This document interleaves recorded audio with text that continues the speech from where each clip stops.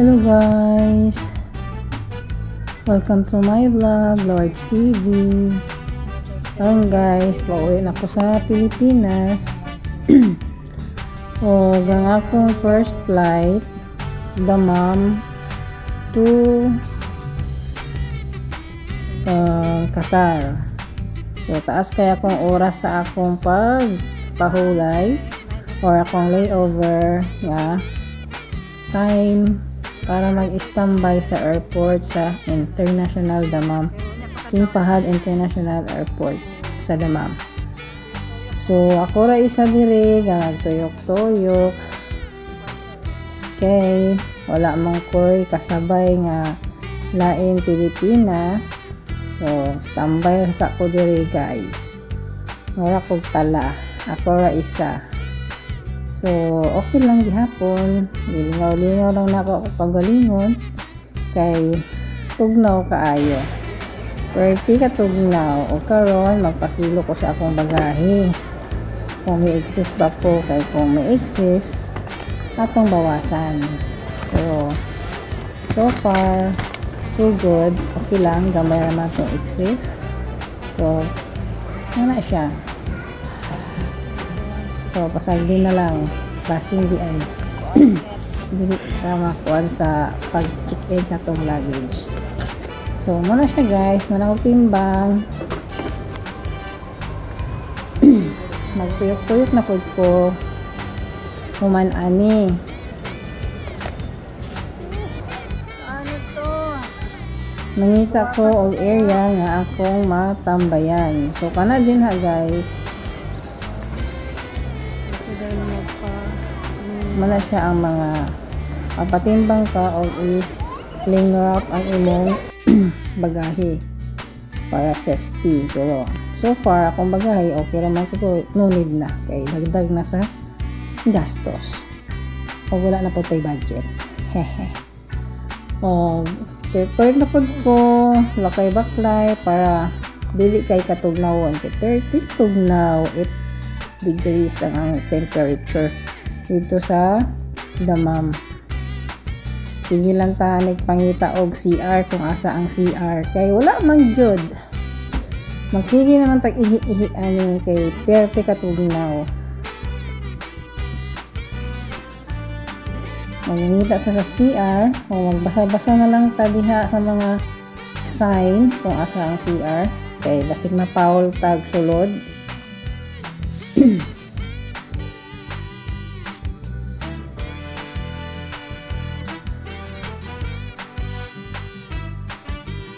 Pero sa unahan ang CR sa babae.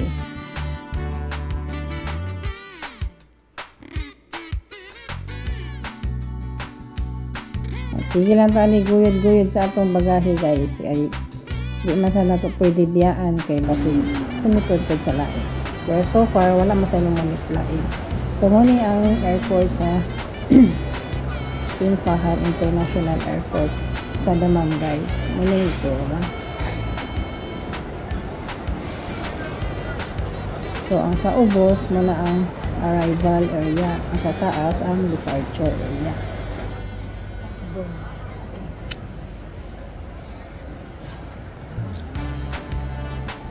Huwag na ko ilingaw nga time.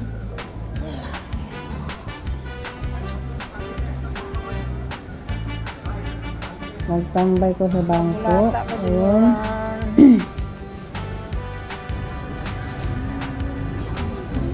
Ulat sa biyahe. Huwag karoon, din ako sa waiting area para mag-boarding sa airplane going to Qatar. Huwag na guys, naman nagikulat-hulat. Kasakay namin sa mag-boarding namin sa among airplane Qatar Airlines social kay naghapit pa man ko sa Qatar connecting flight di siya Saudi to Qatar. Sakay na dito sa aeroplano guys. Ano meron sakay na punta sa sakit na kaya kung sampot ani guys ba kay taas iti akong kuan biyahe.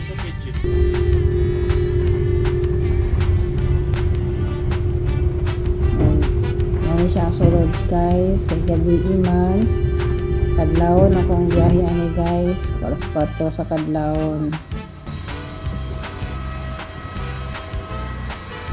Abot namin sa Qatar. Manila airport sa Qatar guys. Pag naog sakay lang ng bus para ihatod ni dito sa departure sa arrival area. O Manila sulod guys sa airport sa Qatar. Nindot kailang airport guys. Luag jud kaayo. Tughan jud kag suroy-suroy. Pero sad to say, sakit na giti akong tiil. Dili na gid pwede magsuroy-suroy guys kay pero kay kasakit sa akong tiil. Thank you.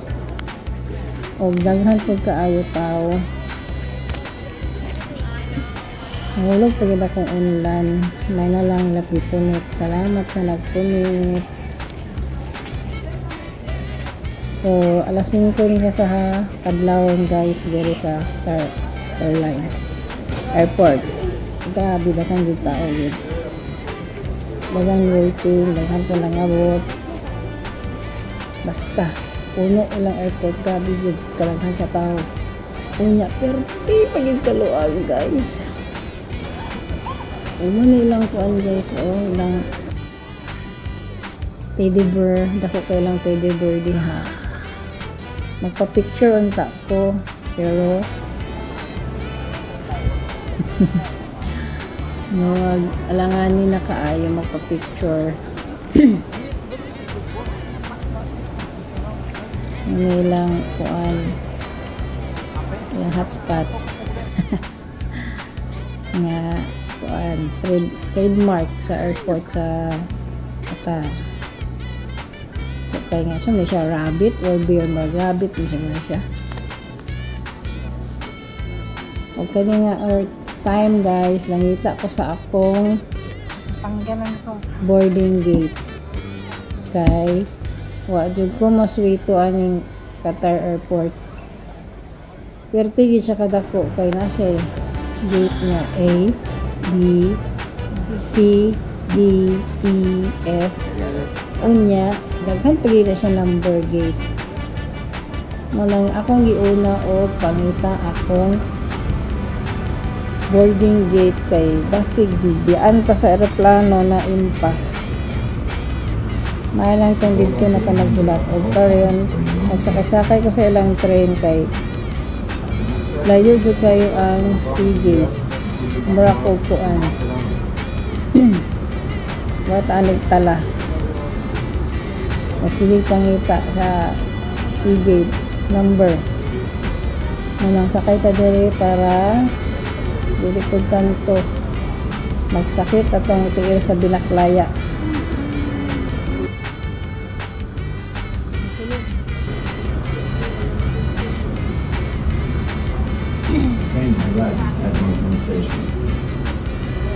Basta aspag siya guys. Uy, grabe yun.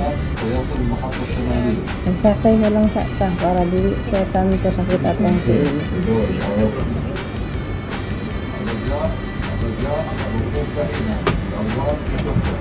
Welcome.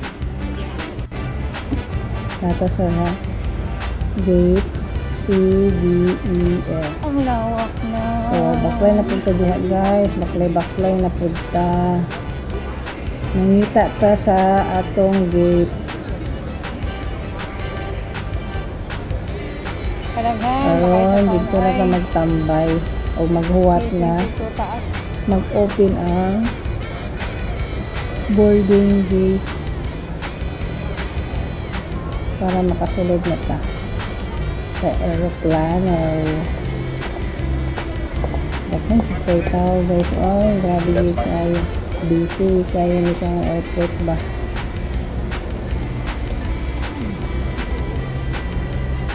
Kaya walang uban-uban sa ta guys sa pagbaklay-baklay, uban-uban sa ta diri. Diring gatita. Ano ni Roll? Abroad pa more.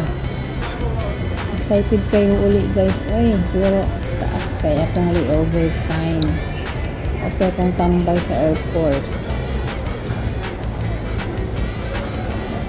Kaya sa damam pa lang akong waiting dito. Gikan alas 8 sa gabi. Paingan sa alas 4 sa kadlaw. Pagkaroon na po, doon na po ka sa Qatar. Alas 5 o alas 6. Paingan sa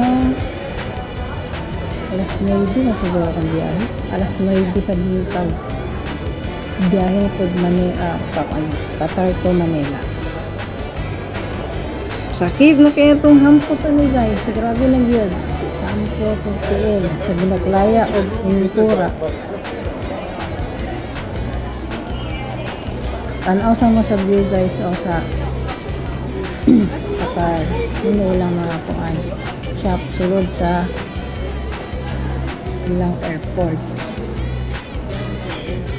Hindi ka di mag-shopping. Pero wala na kay airport. Hindi guys, mga tanak taasan na gilang sa 24 kaya na ginako makaya sa kong power. Excuse me, asan yung C24? C24 po. Doon po. Dito? Thank you. Sus na kayo itong lang guys. Uy na kayo. So, ano ako panihapon, pamahaw. Kung akong chocolate magipalit, mahal ka ay gamay lang ang sulod. Bye, thank you for watching.